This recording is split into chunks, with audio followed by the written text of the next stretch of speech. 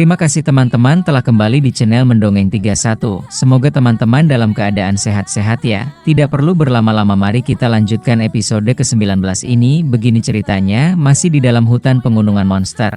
Feng Hao pun melakukan meditasi di bawah air terjun untuk menguatkan tekadnya untuk memperkuat fisik dan ilmu bela dirinya yang masih jauh dari keinginan sang guru. Masih di bawah bimbingan dari guru Feng Hao pun menerima pengarahannya dengan sangat. Meyakininya bahwa gurunya akan membantunya menjadi lebih kuat untuk membalaskan dendamnya kepada guru Yunying. Di dalam pengajarannya, guru Feng memberitahukan Feng Hao bahwasannya menyerang itu terdapat 3 gerakan yang harus dilakukan, yaitu pertama bersiap dengan kuda-kuda yang kuat, kumpulkan tenaga dengan fokus.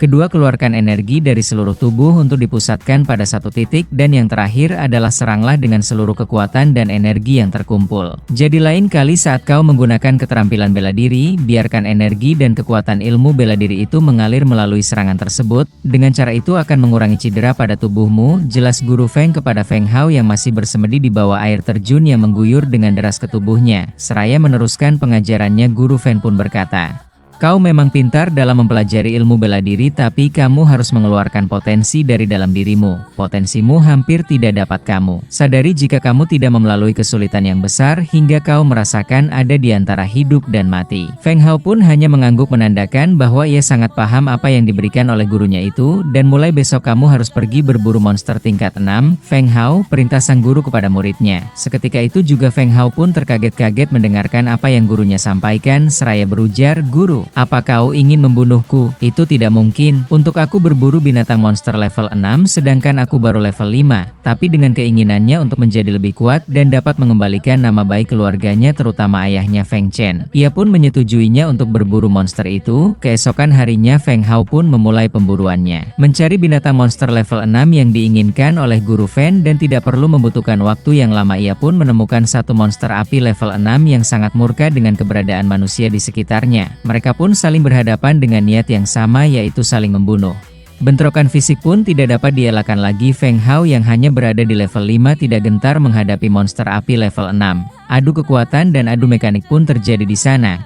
Benturan demi benturan energi dari kedua belah pihak menimbulkan ledakan yang menggelegar. Selang beberapa waktu setelah sekian kali bentrokan terjadi, Feng Hao pun terpental dari debu-debu yang dihasilkan dari kontak fisik dan energi tadi. Seraya bergumam, "Serangannya sangat ganas juga monster ini. Tidak buruk kekuatannya untuk monster yang satu tingkat di atasku." Feng Hao pun dengan kecerdikannya mulai memikirkan bagaimana cara untuk menumbangkan monster api level 6 ini. Tanpa terlihat menyerah, monster api level 6 ini pun kembali menyerang Feng Hao dengan mulutnya yang terbuka sangat lebar yang siap melahap Feng Hao sebagai makanannya kapanpun ia mau.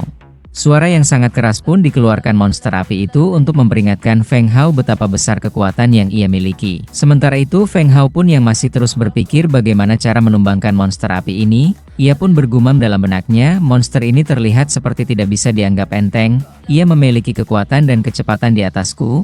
Sebaiknya aku tidak melawannya secara langsung. Aku akan menjaga jarak dengannya. Karena serangannya bisa mencapai tempat yang lebih luas dan lebih jauh dariku, aku harus segera menemukan jalan keluarnya untuk pertarungan ini."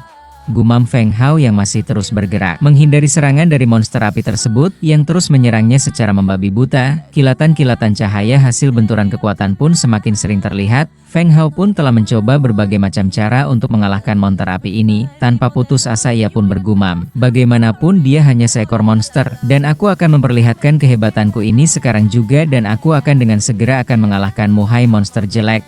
Gumam Feng Hao yang terus bersiasat dan memutar otak untuk mengalahkannya. Feng Hao pun mempersiapkan dirinya dengan memfokuskan energinya pada tangannya dengan konsentrasi yang tinggi.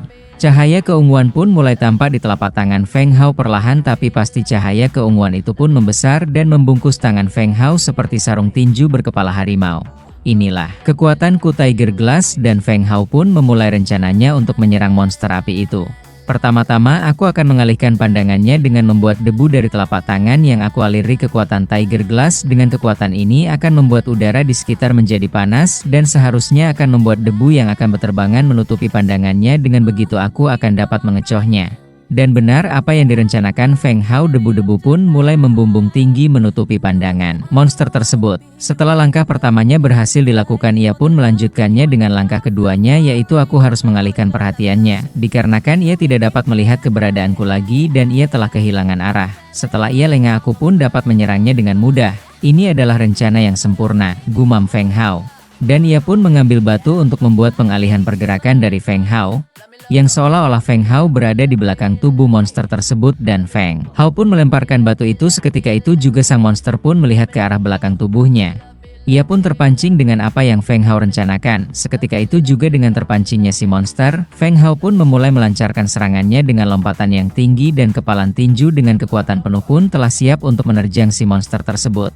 Dasar monster sial, rasakan ini. Dan seketika itu juga benturan pun terjadi antara Feng Hao dan si monster. Feng Hao pun terpental beberapa meter akibat dari benturan itu, yang ternyata sebelum Feng Hao menyentuh tubuh si monster, ia yang terlebih dulu terkena sepakan dari kaki si monster api tersebut. Dengan menahan rasa sakit yang diterimanya, Feng Hao pun kembali bangkit seraya berujar, sial, bagaimana mungkin ini terjadi? Bagaimana dia dapat mengetahui keberadaanku? Serangannya sungguh kuat dan ini sakit sekali, tapi mengapa ia tidak tertarik dengan batu yang aku lempar tadi?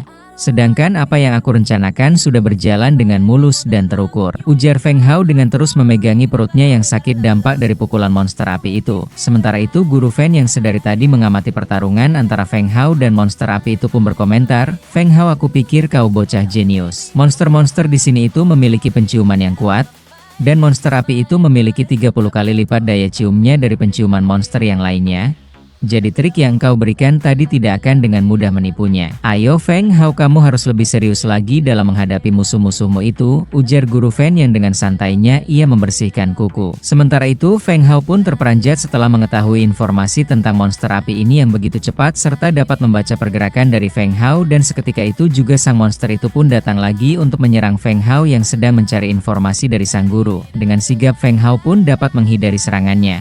Dan Feng Hao pun menyiapkan serangannya baliknya untuk monster api itu dengan kekuatan Tiger Glass-nya. Seraya Feng Hao pun berujar, aku akan mengumpulkan tenaga ini dan menyerangmu. Dalam satu pukulan aku akan melenyapkanmu dari bumi ini. Kembali terjadi ledakan dari bentrokan dua kekuatan itu. Setelah bentrokan itu terjadi dan terlihat di balik debu yang berterbangan ada sosok yang sedang berlari dikejar-kejar monster, dan sosok itu adalah Feng Hao. Ia pun berteriak meminta tolong kepada gurunya. Guru, tolong aku. Jika ini terus terjadi aku akan mati sebentar lagi.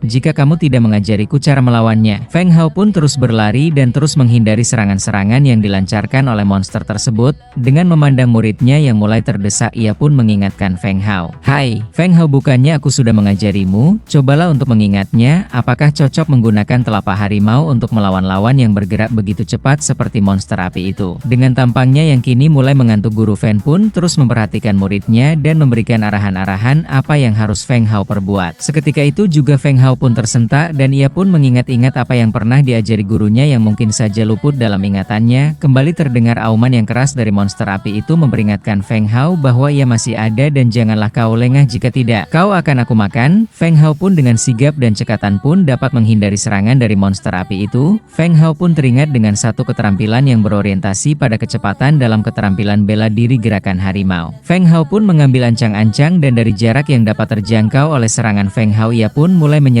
dengan jurus jari harimau lima roh. Dari serangan ini mengandalkan kecepatan dan memusatkan serangannya pada satu titik yang dapat langsung membinasakannya. Dan totokan Feng Hao pun bersarang pada kepala monster api itu. Dengan satu serangan itu dapat membuat lubang pada tengkorak sang monster, dan seketika itu pun tiba-tiba makhluk besar dengan tubuh berapi itu pun ambruk tidak berdaya lagi di tanah dan nafas terakhir pun dihembuskan dari tubuhnya. Sementara itu setelah mengalahkan monster api itu terlihatlah darah segar pun menetes dari jari jemari Feng Hao. Ternyata totokan Feng Hao dapat menembus kepala dari sang monster. Seraya Feng Hao berujar dengan jurus jari harimau lima roh ini. Sepertinya aku telah menemukan teknik untuk menandingi musuh-musuhku yang memiliki kecepatan, dengan sedikit meningkatkan kecepatan dan membidik satu titik yang vital untuk segera melumpuhkan sang lawan. Dengan wajah yang penuh dengan optimis dan di bawah bimbingan sang guru, Feng Hao pun mengalami banyak kemajuan yang sangat pesat baik dalam kekuatan secara fisik maupun kekuatan dari ilmu bela dirinya. Ternyata Guru Fen pun mampu mengukur kemampuan sang murid yang ternyata itu benar. Walaupun peringkat monster itu di atas Feng Hao, namun dengan sedikit arahan yang diberikannya Feng Hao pun dapat mencerna apa yang dimaksud dari sang guru dan mengalahkan musuhnya dengan teknik yang lain. Tidak hanya mengandalkan satu serangan saja, Feng Hao pun kini sudah memiliki beberapa jurus yang ia dapat kombinasikan dan digunakan untuk bertahan dalam pertarungan dengan lawannya. Apakah jurus yang Feng Hao gunakan untuk membinasakan monster itu adalah hasil dari bimbingan sang guru atau itu benar-benar kemampuan dari Feng Hao yang didapat dari keterampilannya sendiri? Kita tunggu ya teman-teman perjuangan Feng Hao untuk menjadi lebih kuat. Terima kasih teman-teman telah menikmati channel ini dan tidak segan-segan untuk selalu mengingatkan untuk memencet tombol subscribe-nya, tombol like-nya, dan aktifkan juga lonceng untuk tidak terlewatkan episode baru dari Mendongeng 31. Terima kasih.